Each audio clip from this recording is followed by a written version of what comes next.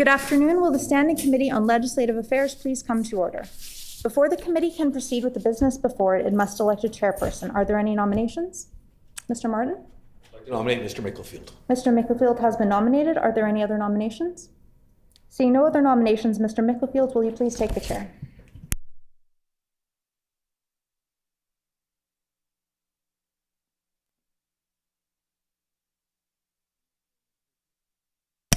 Our next item of business is the election of a vice chairperson. Are there any nominations? Mr. Gertzen? I nominate Mr. Martin. Mr. Martin has been nominated. Are there any other nominations? Hearing no other nominations, Mr. Martin is elected vice chairperson. This meeting has been called to consider the comprehensive review of the Advocate for Children and Youth Act as required by Section 40 of that Act. Are there any suggestions from the committee as to how long we should sit this afternoon? Mr. Gertzen? The work of the committee is complete.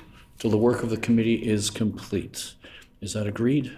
Agreed and so ordered. The floor is now open for questions and comments. Mr. Gertzen. I have a motion for the committee, after which I'll give the rationale for the motion, but if I could move it first. Please go ahead. I move that the Standing Committee on Legislative Affairs defer the comprehensive review of the Advocate for Children and Youth Act as required by Section 40 of that Act until the provincial general election scheduled for October 3rd, 2023, until after the provincial general election scheduled for October 3rd, 2023.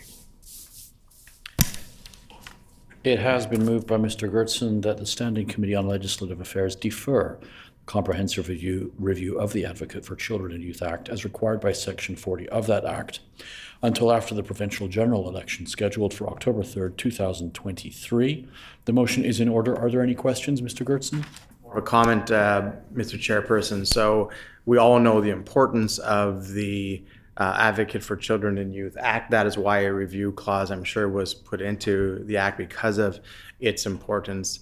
But in our discussions with the opposition House leaders, I think there's a general understanding that the importance also requires attention and time.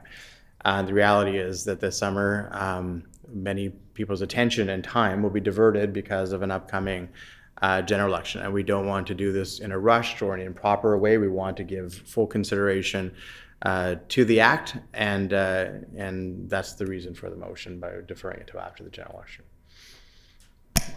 Are there any other questions?